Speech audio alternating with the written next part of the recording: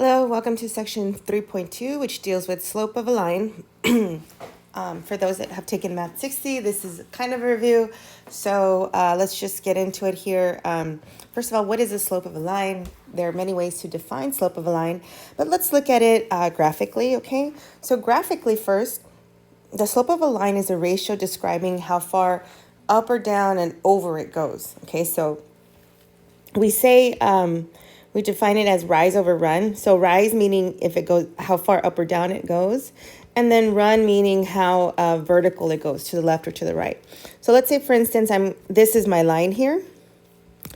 Let's say that this is my line, okay? So this here, this black part, and I want to measure it. So I would start at a point, count how many spaces up. So this is 2 spaces. And then how many spaces over in the, so basically I'm kind of making like a little bit of a right triangle. And then the slope of this black segment would be 2 over 3. Okay. Let's see, what else can we say? Positive and negative. If it's the slope of a line is positive, it goes up and over to the right. You can also think of it like as if the convention is to go from left to right when you're reading it, but if you go in the opposite direction, it will still work, meaning that if you went from here to here, it would be negative, this way, and then negative this way, and you would still get negative over negative, which is a positive. So positive slope. Negative slope goes down and to the right, so that's it. So you can think of it as if you're going uphill, it's a positive slope. You're going down the hill, negative slope. All right, let's do an example here with coordinates. So let's say here, I see that here, this point is perfectly, they're both integers. And where else would it cross exactly where they're both integers? It would cross right here. Okay, so going from here to here, I'm going down 2 spaces, and then to the right 3 spaces. So my slope, I went down 2, and then to the right 3. But anytime I go down, that's a negative. So the slope for this is a negative 2/3. All right, let's do another one. So finding a point, 2 points where they're exact integers is, so what does that mean? That means that, look, it goes straight through. This point right here is 5, 1. This point right here is 0, negative 3. This point would be like a fraction or decimal, so that's why you want it to be exactly in the corner right there. Okay, so anyway, let's go ahead and do this. So it would go up here, 1, 2, 3, 4. So I went up 4 spaces, and then here to the right, 5 spaces. So the slope of this line is positive 4 over positive 5. It's 4/5. What about if I have a horizontal line? Well, horizontal line, it does not go, for a horizontal line, there's no rise, right? So slope of a horizontal line, it would just be 0 rise over whatever number run is, okay? So that means that the slope is 0. So slopes of a horizontal line is 0, right? And also remember that the horizontal line is in the form y equals something, okay? So yeah, so slope of a horizontal line is 0. What about vertical lines? Well, vertical lines, remember vertical lines are the equation x equals something. So in this case, this would be x equals 3. So to do the, there is rise. So let's say that I went up 2 spaces, but there's no run. So it does not go in any direction left or right. So no run. In other words, it would be over 0, but that's impossible. We cannot divide by 0. So that's undefined. We say that this is, so vertical lines have undefined slope, okay? So just to recap, horizontal lines have 0 slope, and then vertical lines have undefined slope. Lines, undefined slope. All right. Okay, so now algebraically, let's say we don't have the graph. We give you 2 points and you want to figure it out. It's the difference. So if you have 2 points, x1, y1, x2, y2, right? A first point and a second point. To find the rise, you just subtract the 2 y's and you divide that by the difference in x's, okay? So let's say, for example, here we have 2, 3, and 7, 6. Okay, now graphically you could see that it goes up 3 and then over 5. But let's say we didn't have that picture and we just had 2, 3, and 7, 6. We could plug this into the equation of slope right here. So that would be change in y, or difference in y. Change means difference, over the change in the x coordinate. So that's going to be 3/5. Okay. All right, let's do a super fun example. So we have x1, so change in y over change in x. So this is x1, y1, this is x2, y2. So just change in y over change in x. That's going to be 3/3, so the slope is just 1. How about the next one here? We have change in y over change in x. And just as long as, make sure you stay consistent, right? I'm subtracting these two, then I'm going to subtract these two.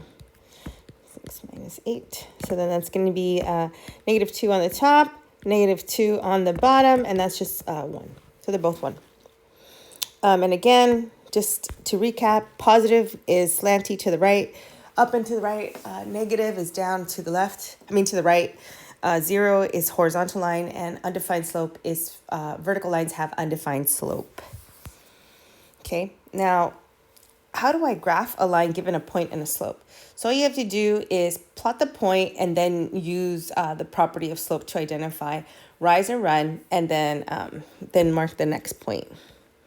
Okay, so let's say, for instance, you have here, we start at this point, 1, -1. So wait, let me 2, 3. Let me just do a couple of lines here. Okay, so we're going to start here at 1, -1. So 1, -1. I'm just doing it in black here. So this here is 1, -1. Okay, now the slope is 3/4. That means it's going to go up 3 and to the right 4 because they're both positive. So from here I go 1, 2, 3, 4. And then to the right, 1, 2, 3. I'm only going to go up 3 from this starting point. Okay, and then to the right 4. And then that's my next point. Okay, so this point's going to be what? 5, 2. And then you just draw a line through those 2 points. Okay, so not too bad. All right, then this leads us to define slope-intercept form of a line. Okay, slope-intercept form of a line looks like this, y equal mx plus b, and it's really convenient because you can just see what the slope is and you can see what the y-intercept is. So let's say here, for example, the slope in the y-intercept here, 2/3 x minus 1. So here's the y-intercept over here. So if it's crossing at 0, -1, that just means that b is equal to -1. And then the slope of this, it's going to go up 2, and then to the right 1, 2, 3. So the slope is 2/3. So that's, you can see how they're connected. When we have the slope-intercept form of a line, it's very easy to graph because we have our starting point, and then we can use the slope to find the next point. Okay, so let's say here we have y-intercept 4 and slope is equal to -5/2. So we would start at, 4. And then let me just make a bunch of little tick marks. Oops. Okay, I think that's good enough. Okay, so starting at 4, 1, 2, 3, 4. And then from here, I have -5/2. So I can think of it as this, the slope, meaning down 5 and to the right 2. Could I put the negative on the bottom? Yes, but then I would be positive on the top. So I'm going to go down 5 spaces, 1, 2, 3, 4, 5, and then over 2, and then that's my next point. So down 5, to the right 2, and then you draw a point, and there it is. And that's your line, okay? Now if you see an equation, it's you should start, by now you should start training yourself to see what the slope and the y-intercept is. It's very useful. So if it's in this form y equal mx plus b, right away you can see that m is -3 and that the y-intercept b is 5. Okay, let's do another one. So what is m, the slope? -4/3. If you said -4/3, you were right. What is the value of b, aka the y-intercept? It's 1. Not too bad, right? Okay. If you have, in order to graph a line with the slope and y-intercept, you could say, okay, just look at this here. Okay, the slope is -1. The y-intercept is 4. So -1, I can always write a whole number as a fraction. 2, 3, 4. So starting here. Okay, and then I'm going to go down 1 and to the right 1. So down 1 to the right 1, down 1 to the right 1. And then just draw my line. Wait a second. 1, 2, 3, 4. Oh, I went too far. The initial point is not 5, it's 4. So 1, 2, 3, 4, starting here. Let me do a different color. Okay, this is 4, by the way. So then down 1 over 1, make a point. Down 1 over 1. I can keep going. So that's basically how this goes here. And this is y equals -x plus 4. Okay. Let's do another one here. We have 2x minus 3. So m is 2. The y-intercept is -3. 2 over 1, right? So then we go, here's my graph. 1, 2, 3, 4. 2, 3, okay. Okay, so starting at -3, 1, 2, 3. That's going to be down here, -3. Then I go up 2 and to the right 1. So up 2 to the right 1. Up 2 to the right 1. Okay, and then you just draw your line and you're good. Okay, next here we have what is the slope and what is the y-intercept.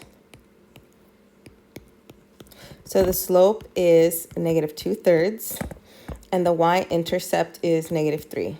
So in this case, I'm going to use 2 over -3, which is equivalent to saying up 2 and to the left 3.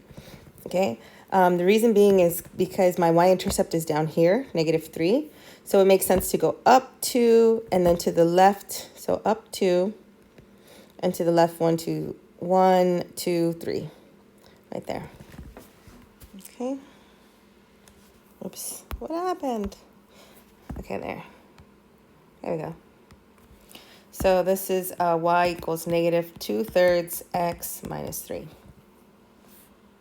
Okay. So let's talk about describing how to graph lines. We know you can plot points. You can do the intercept. You can use slope. If it's in slope-intercept form, we know how we can start at the y-intercept and then use the slope to make more points. And then we can also recognize if they're vertical or horizontal, which means that you would do x equals and y equals, or y equals, right? Okay, so how do we know which method to use, or how do we know when is what? Okay, well, knowledge is power, right? So if it looks like x equals a, that's a vertical line. If it looks like y equals some number, that's a horizontal line. If you have y equal mx plus b, right, some number times x plus another number or minus another number. And then if it's in this form, ax, the standard form, you can just find the intercepts. So let's say here, for instance, you have x equals 2, that would be a vertical line, y equals 4 is horizontal, -x plus 2y is equal to 6, you could use the intercepts, 4x minus 3, y equals 12, use the intercepts, y equals 4x minus 2, that's a y equal mx plus b, do slope intercept, and then the last one too, -x plus 4 would be slope intercept. Okay, now let's talk a little bit about, last thing, parallel lines. Parallel lines are basically lines that never intersect, that are in the same plane. What's the defining characteristic of parallel lines is that their slopes are equal. which makes sense because if two lines never cross, they're moving in exactly the same way, okay? If one line just moved a little bit or had a little bit of a different slope, then they would eventually cross, but they never do, okay? So parallel lines never cross. They have the same slope. In other words, M1 is equal to M2, okay? Now, perpendicular lines are a little different. Perpendicular lines are lines that are in the plane, but they cross at right angles, okay? And what's interesting about this is that the product of the two slopes is equal to -1, or you can think of one is negative reciprocal of the other. So let's say here we have the slope, the first slope here we have is -5, but just looking. Now this is not in the proper form. So let's go ahead and put it into y equal mx plus b form so we could check out the slope and see what that is, okay? So I'm solving for y here.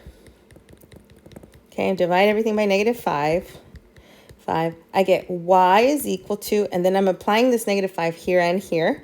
So that would be 1/5 x minus 5/5, which is 1. So here, the second slope is 1/5. So yes, are they negative reciprocals of each other? Yes. If you want to check, multiply them together and make sure you get -1. So -5 times 1/5, that's going to be -5/5, which is just -1. So yes, they are perpendicular. Okay, that's what this little symbol means, perpendicular. And that's it for 3.2. Good luck, happy studying, and I will see you on the next video.